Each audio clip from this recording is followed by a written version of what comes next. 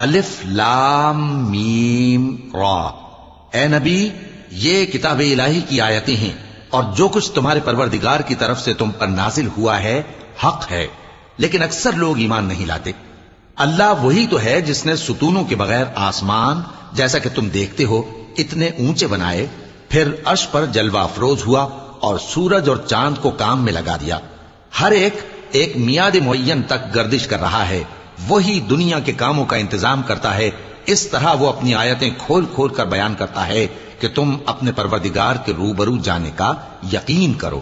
اور وہی ہے جس نے زمین کو پھیلایا اور اس میں پہاڑ اور دریا پیدا کیے اور ہر طرح کے میووں کی دو دو قسمیں بنائیں۔